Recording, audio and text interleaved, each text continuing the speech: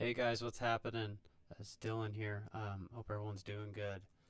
So this is something that I've been procrastinating on for a couple of years now, and it's something that I've been really wanting to get into, but it's just taken forever to sit down and try and figure it out. So hopefully I got it to work this time, and hopefully you can hear and see everything. But yeah, just gonna do a little impromptu one, at least to kick things off. So yeah, I just wanted to kind of show my recording projects and kind of show you the stuff that I used and kind of how I got there. Um, so yeah, I'm gonna start with a song called Dreamscapes. This is from my metal project, Tailored. Um, and so yeah, let's get right into it.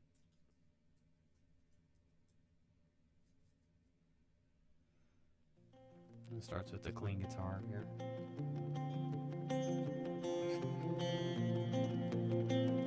Archetype knowledge.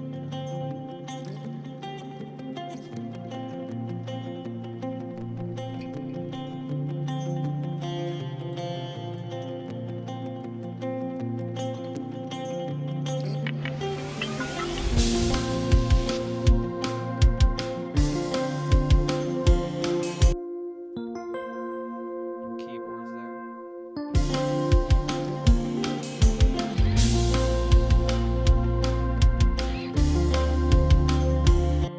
Just kind of an ambient thing doubling in.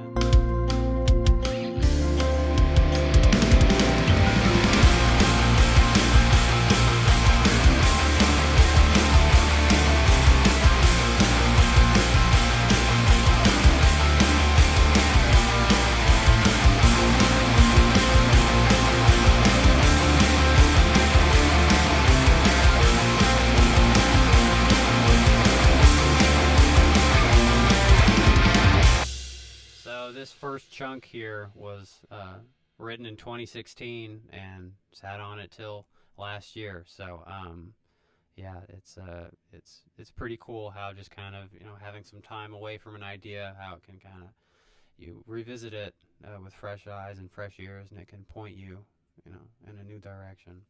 Um, so anyway, some of the stuff that I was using here. Let's start with like the main guitars here.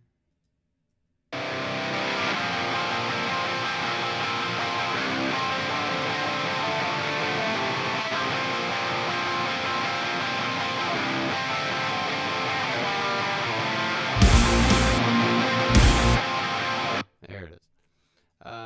So for guitar tones, I usually always use go through my Axe effects. Um, and for several years, I've always used the same cab sim. It's like this really bassy, kind of, I don't know if it's scooped. I guess it is kind of. Anyway, this really it has like a lot of low end information, really smooth cab sim, which sounds big, but it's also kind of muddy. So it was really hard for me to get away from that because even though I knew there were things that sounded a lot better, it's just what your ear is used to and how you are used to hearing your own stuff. And it's like, oh, it's a different guitar tone. It doesn't sound as big or full. Um, but so I finally arrived at, after tracking and retracking, arrived at using um, the the pedals and the amp sims from the Axe effects, at least on the rhythm tone, and I put in GGD Zilla cabs here, which if you're watching this, you're probably, this is a duh thing. But yeah, I have this one and I also have Cali, the Mesa one. And these are just kind of dedicated cab sims that you can mix in and kind of dial things in after the fact. Comes with a lot of great presets here. And it's more common knowledge now that the cab is the biggest part of your sound. You can change out the amps a lot, and pedals and stuff for the most part, and it's not going to be as drastic a change as it is coming through the same cab. So changing the cab is a big thing, but arrived at this sound. Would like to think it sounds okay.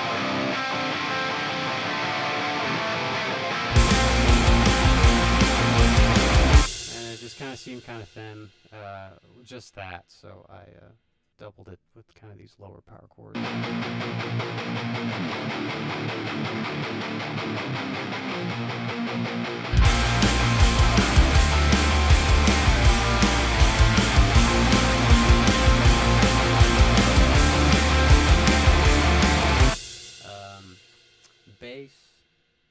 Bass, I was using my Dingwall. I've got a couple Dingwalls now, but this was the Combustion 4-string. I'm just playing in DI.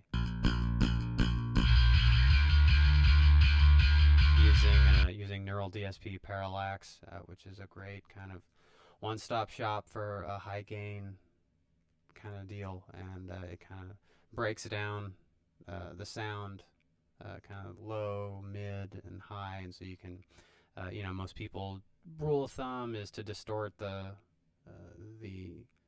high mids and the highs, but keep the low cleaner, and kind of when you mix them together, it goes well into kind of denser productions. And on the drums, I used to use Superior Drummer, got into GGD.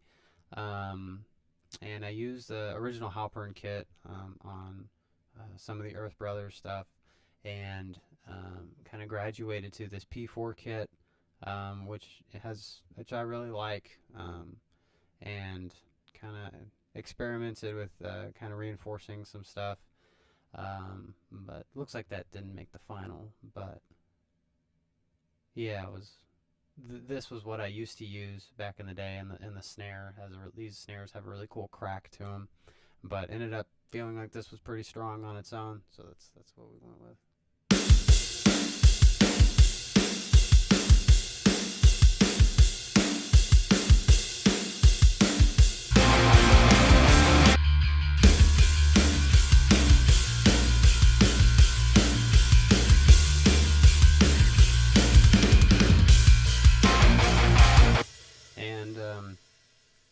I've been using Cubase as my DAW for 11 years now. That's pretty wild. I'm getting old. But anyway, one of the biggest selling points for me choosing this DAW and sticking with it is really the drum programming map. That's definitely a big one. I know that by now, more of the DAWs have this kind of thing, but it just makes it super easy to jump in and start,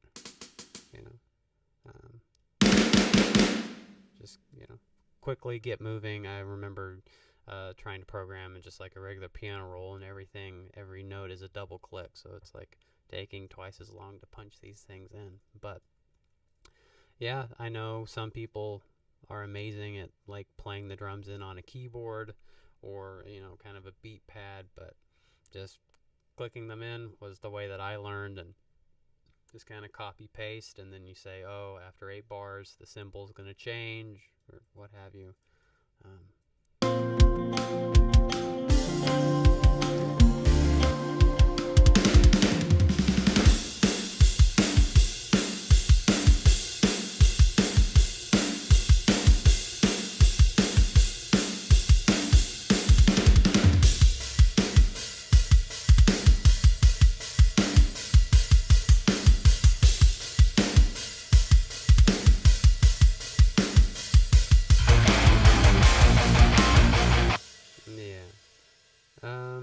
Let's see what else we got here.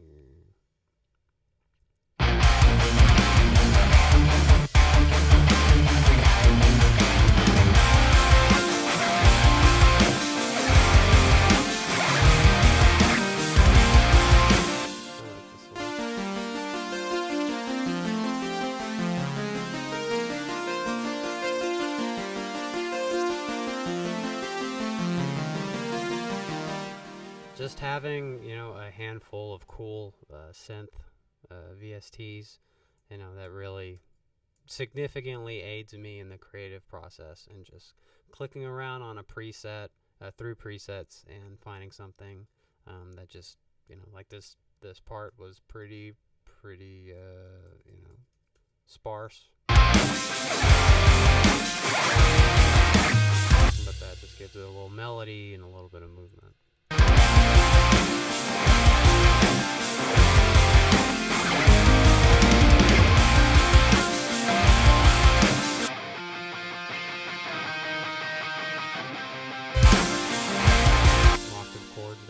blowing things up.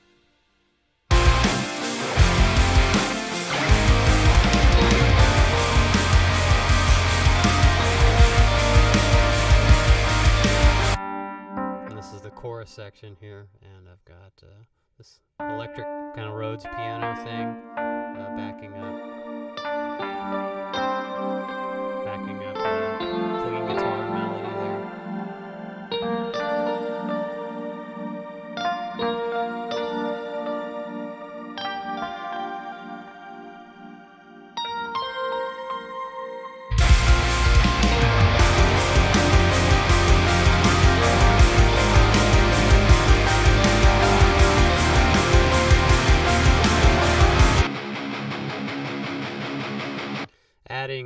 I added kind of these backup rhythm guitar tracks kind of later on in the songwriting process, but it definitely grounded the riff better, because the way that intro riff and this subsequent riffs are played, it just kind of felt like that was the notes. So there's it was hard to find kind of a lower chord version that kind of filled it out. So it just took me a while to kind of have a duh moment. I'm just going to kind of play these root power chords underneath it to kind of support it, and that kind of helps connect the rhythm guitar to the bass, and it kind of just helps it all kind of gel together. Same idea with recording these. I came in with no cab sim and added on the GGD Zilla afterwards. So this is what I recorded, what came into the DAW. Pretty rough, but then you pop that on and you're good to go.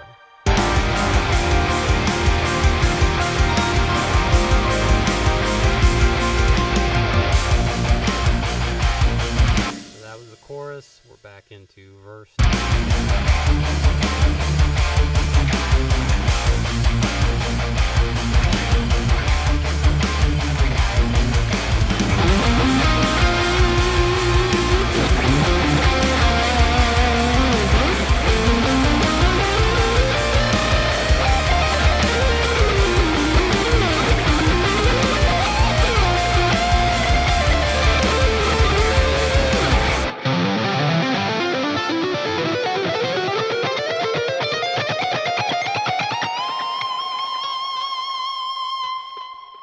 Some good old Guitar Hero time.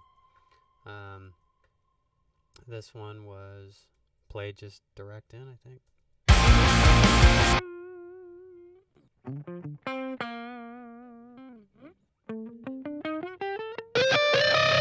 And this one I used Archetype Plenty, which has some. I don't really use Plenty for rhythm sounds, even though it can do everything. But I think it really excels at lead sounds, mid-gain sounds, and kind of just sparkly, clean sounds. So I'm using, looks like I more or less made my own preset. Let's see. Compressor, drive, amp, and delay and reverb. And yeah, for people that don't know, neural DSP plugins, these are sure obviously not the first, but these definitely took it to another level in terms of accessibility, certainly in terms of marketing, but yeah, it's pretty incredible that with $100 plugin you can get in-game guitar tones for all intents and purposes. Definitely remember starting out with Pod Farm and stuff like that, and this it would have been, things would have gone very differently if I would have had this stuff back in the day. But yeah, so that's what we used on the guitar, lead guitar sound. As you can see here, I had to Frankenstein the solo together.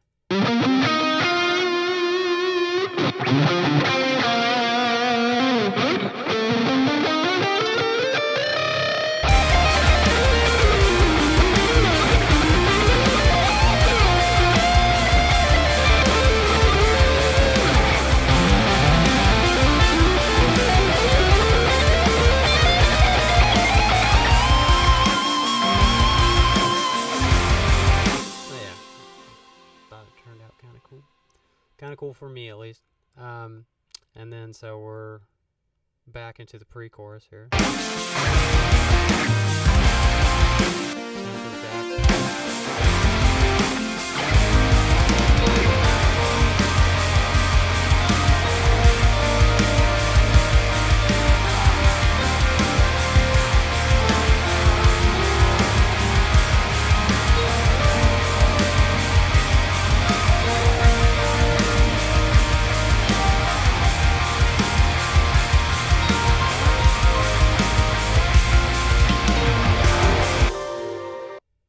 This little guy.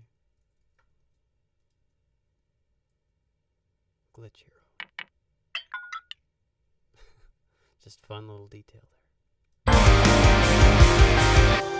I also abuse risers a lot after I got this little pack here. This is pretty much one of these presets is more or less on every single recording I've done. Try to keep it subtle, but definitely kind of helps it kind of ramp the energy into the next part.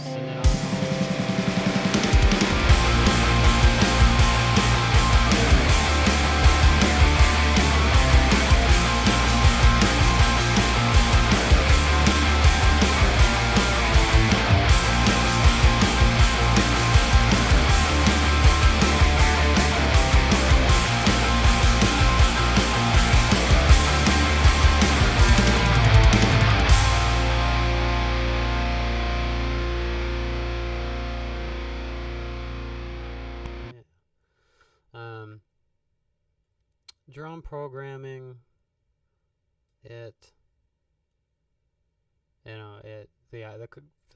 main idea of it you can get rolling pretty quick, but definitely has taken me some time to understand the nuances of it better, and I definitely was guilty in the past of doing some pretty impractical fills and runs and stuff like that. But especially with better quality samples such as GGD, like you're capable of kind of injecting more nuance and humanity, not humanity. It's more, you can make it more realistic while also meeting the demands of cutting through a metal mix. Especially the GGD samples, they're sampled. The harder hits are harder than the superior drummer hits could ever go. So they, in their tutorials, they generally tell you to kind of pull the velocities down, which I've tried to do. Some sections I'm more detailed than others, but you can kind of see here where kind of ramping the dynamic back up.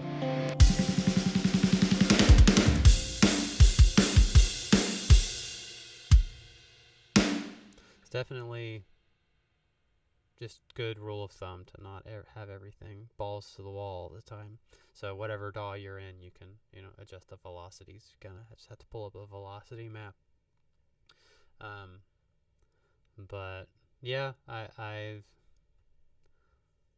the way that I program drums is what makes sense to me. Everybody has their own way, but I usually just kind of get 4 to 8 bars going, and then I copy paste, and then I try and figure out where to add fills and where to change cymbals and things like that. And just kind of run with it.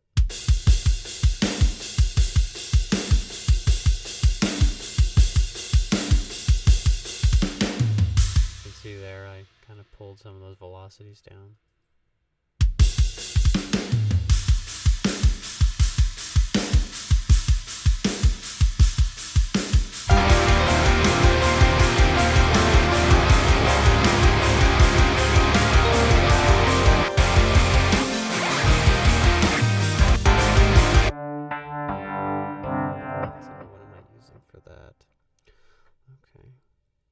just a contact kind of basic Rhodes sound. And then here, Dire Dreams off of the DX7, Yamaha DX7, which I actually own the real version of. But this is part of the Arteria vintage synth collection. I got this 4 or 5 years ago, and it comes with a pretty full suite.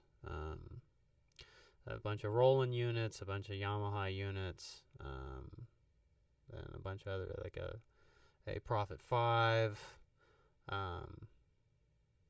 Moog Mini, the Mellotron, the Jupiter 6, all kinds of stuff. So most DAWs are going to have some basic, synthesis plugins built in, which you can really get up and running with that. But of course, everyone wants all the fun toys. So that's what I've got.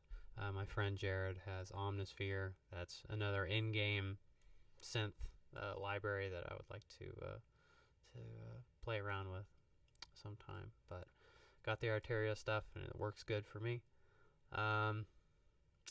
Yeah, that's kind of a super rough walkthrough of this song. I do not proclaim to be a particularly good mixing engineer. I just do it so that I can put my music out. I feel like I'm a lot better at composing and arranging and stuff, but I try to do the best I can. But yeah, this is kind of just in the mix window here, and have all the guitars, all the keyboards, all the drums grouped together, and these are where I put the plugins on, compression, EQ, delay, reverb, limiting, that kind of thing. Just kind of show you a quick deal of the master chain here.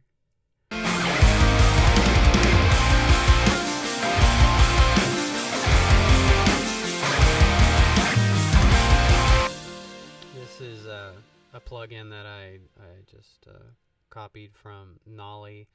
He was doing a mix breakdown of Wildfire, the latest off of the latest Periphery record, and this is just kind of like a smart plugin. It just kind of helps control the EQ balance of things. So it's kind of, he described it as like an AI plugin, kind of the beginnings of that. So I feel like it just helps kind of control things and keep things balanced. And yeah, it's just kind of an interactive plugin. And then that's going into just a general EQ plugin here, just kind of pulling down some of the. Oh, okay. So this is mid-side EQ. So you can do this in other plugins, but this is something that the Pro Q3 can do more easily. Is you can, there's a stereo image. You can choose if you want to, say, pull the mids out of everything, just the sides, or just the middle, and you can, leave the other section alone. So for this, I took some of the low end out of the sides, and that just kind of helps clean things up a little bit, because your bass and your kick drum are just going to be coming down the center anyways. So synth bits at guitars and stuff, like you don't really need a bunch of low stuff. You can kind of hear that.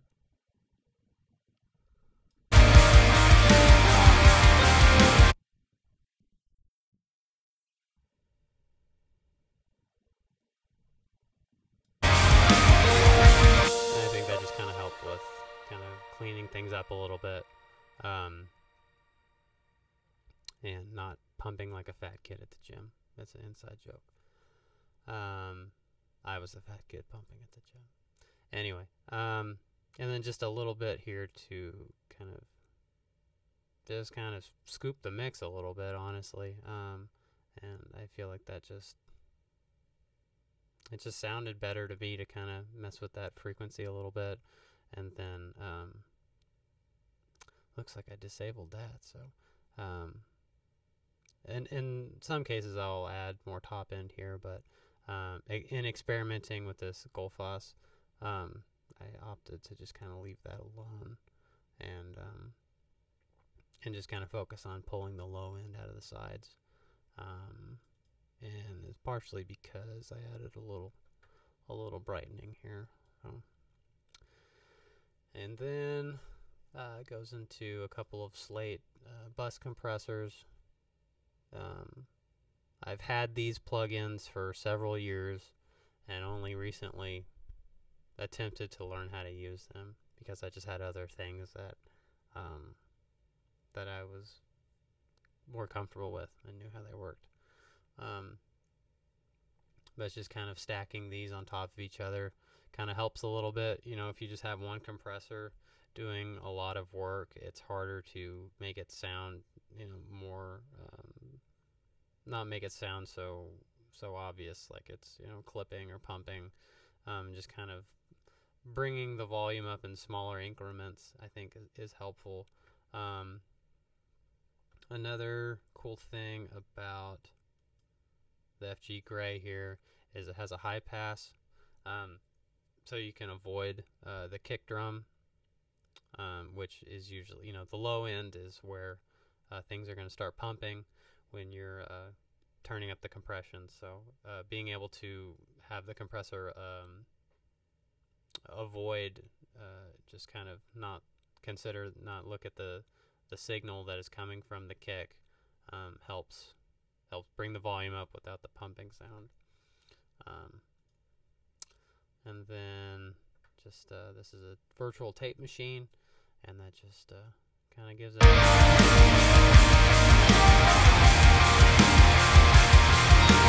kind of glues things together a little bit, gives it a little vibe, if you will. And then capping things off with Fab Filter Pro L2.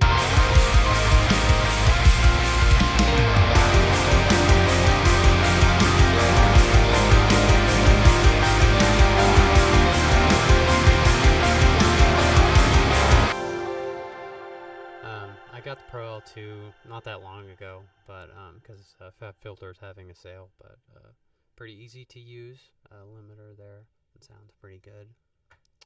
And that's kind of it that I have, at least. But yeah, I look forward to doing some more breakdowns